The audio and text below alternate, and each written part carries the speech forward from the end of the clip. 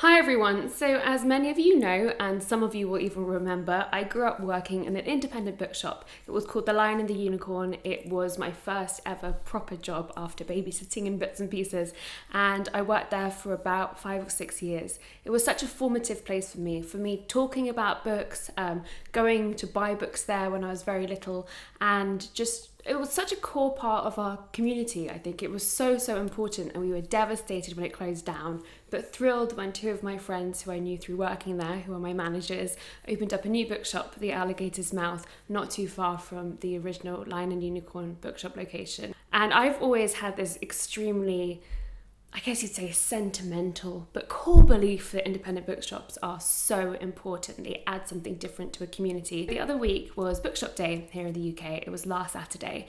And when I was looking at bookshops that I hadn't really been to before, or had only been to once and not looked around properly, that I wanted to introduce to people and that I also just wanted to check out for myself, I noticed that they were all along, or roughly along, one bus route. So I kind of plotted out this route along the 393, and I thought I'd go and look at some bookshops. Last Saturday it was also very rainy. The first bookshop I went to was the Owl Bookshop in Kentish Town. The left-hand side of the shop is mostly the adult general fiction books section, and they have lovely long tables full of brilliant recommendations, lots of books I'd heard about, lots of books I hadn't heard about. The other side of the shop, there's a great kids area. I saw in the window that they do story time in case you have a little brother or sister or a child or someone you look after or someone you know who's looking for somewhere to take their kids to story time. They have a story time there.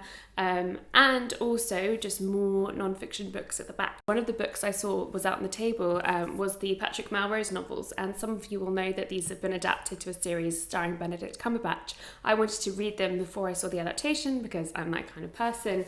So what better edition to get than this massive block of them from Picador, where they've just put them all together. I'm really excited to read them. Someone offered to send them to me like last year or something, but it was at one of those moments when I was so overwhelmed by my TBR list. I didn't want to just kind of like acquire loads and loads of different books that I wasn't going to be able to read for ages. So I'm going to read these and watch the adaptation, and let me know if you'd like me to talk about adaptations. I don't know what you want. What do you want to see? What do you want to see? Let me know in comments. I went out into the rain and I got on the 393 and I got off at the stop before Highbury Quadrant. This was probably the first moment where I really felt like it was autumn, which I know is an obvious thing to say, especially for someone who spends so much time online when everyone's talking about the fact that it's bloody autumn.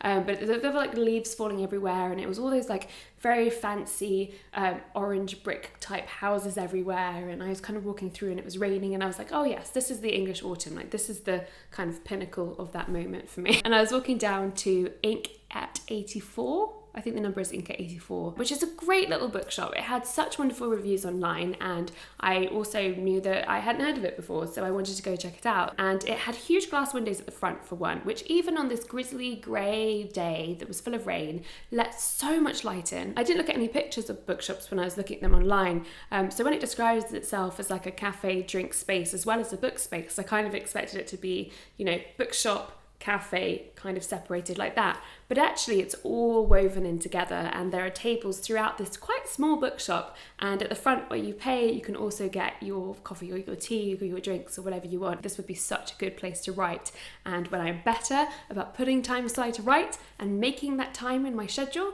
I will go there and I will sit there and I will write, and I will feel wonderfully writerly, I'm sure. Great new shelves stacked with recommendations, a huge shelf at the back which had all sorts of face-out books with lots of staff recommendations, which are my favourite things to read. And there were also ladders, which I really love, like little step ladders. They both remind me of like Beauty and the Beast, the Disney adaptation, and of the 1959, I want to say, 1959, Journey to the Centre of the Earth, where there are a few scenes on ladders, and My Fair Lady as well.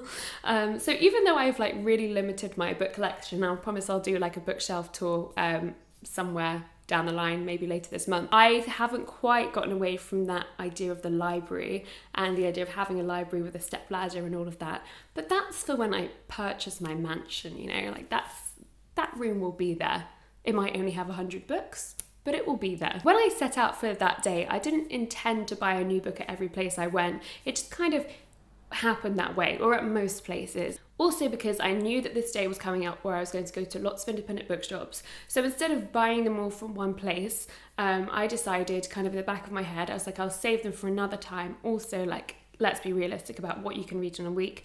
you can't read all these books at once, save them for later and see the ones that you are thinking about still and get excited about still, and those will be the ones that you pick up. And sure enough, out on their wonderful table display at Inca 84 was The 7 Deaths of Evelyn Hardcastle. I had had Stuart Turton talking to Anna James, the wonderful Anna James, whose new book Pages & Co. is out now, at the Lush showcase, and it was such a fascinating conversation. He talked about having read a lot of Agatha Christie growing up, and I absolutely love Agatha Christie. I'll give you a very short description. It's a murder mystery in which the person trying to figure out the murder wakes up in the body of a different person in the house every single day, and he's repeating the same day over and over again, trying to maybe work out what's going on, but there are also other elements to it. It's wonderful so far. I want to talk about it more in another video I have planned. Let's see if that ever happens. If not, check it out. Let me know what you think. From Inca 84, things started to get a little bit off the rails. So as I said, I planned this one-woman bookshop crawl roughly along the route of the 393 bus.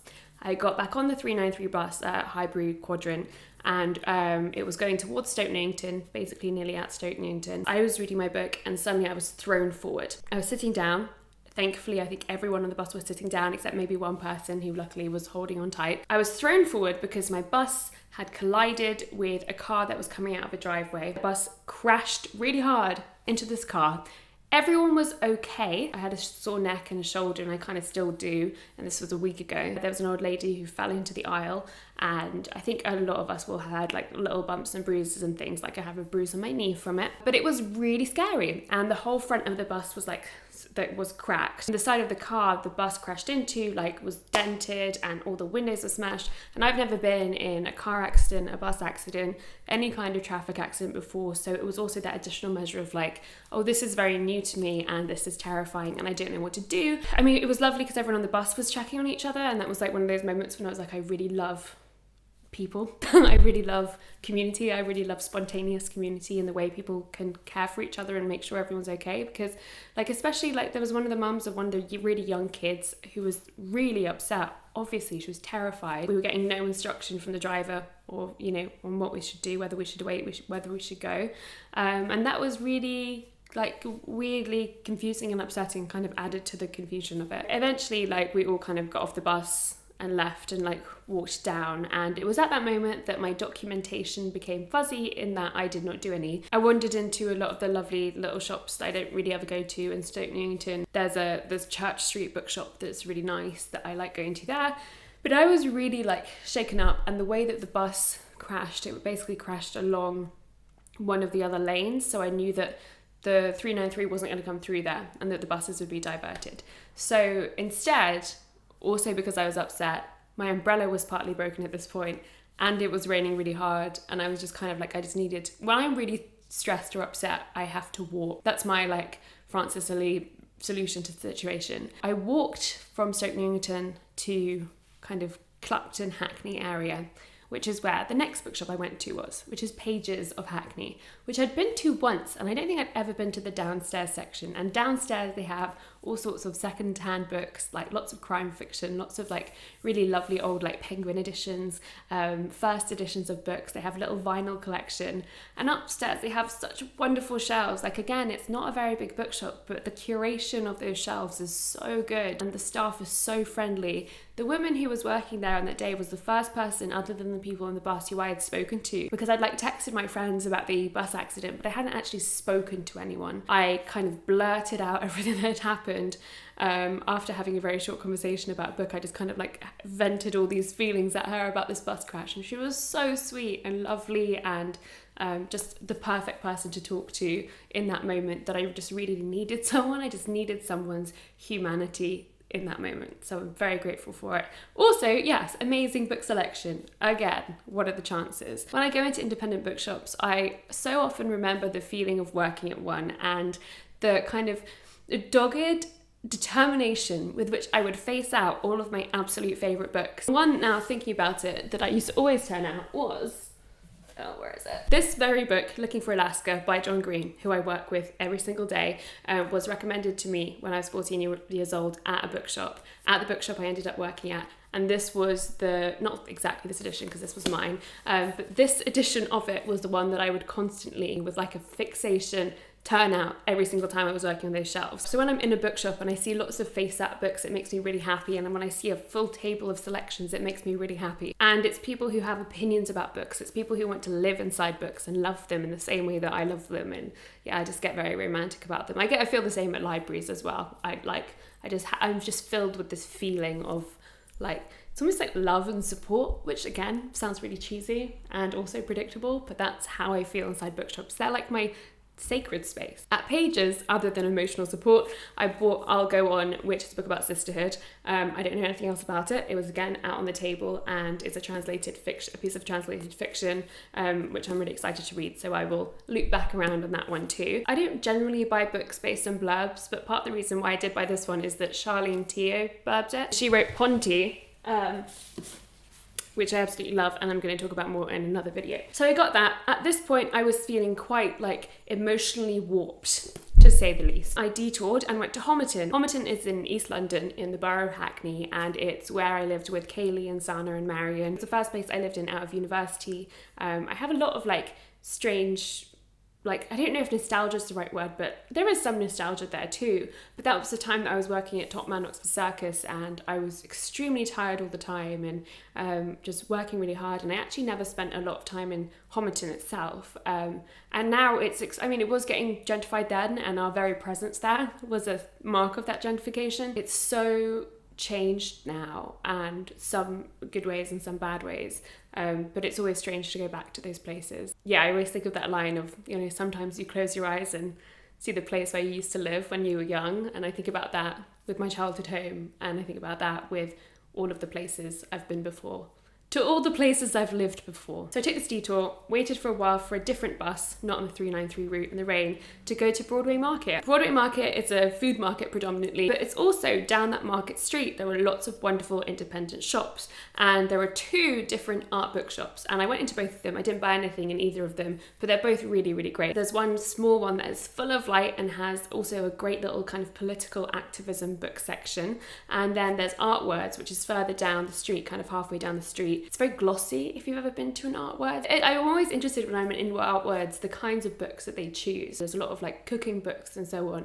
And when I'm in that space where you kind of have a theme on a bookshop or something, I'm spending the whole time like thinking about books differently. The final bookshop I went to was one I'd never been before, which was the Broadway bookshop, and I fell in love. It's so beautiful. It's set on like 2.5 floors.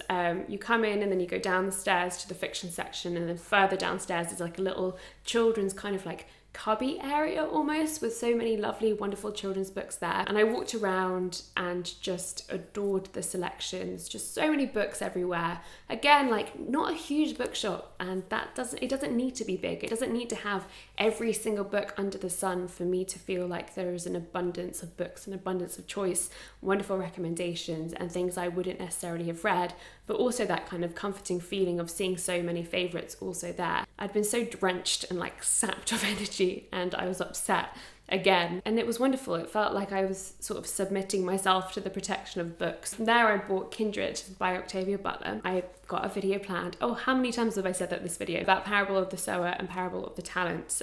So I thought we'd add Kindred to that list.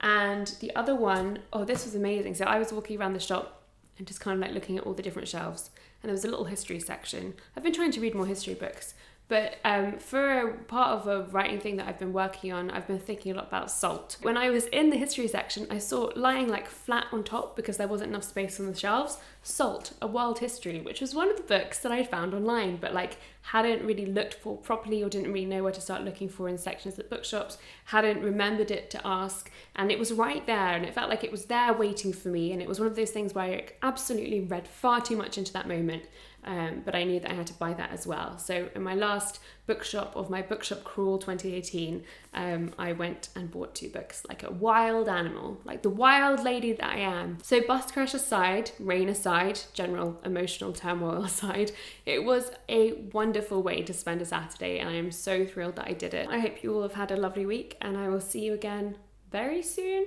quite soon. Who's to know? Bye.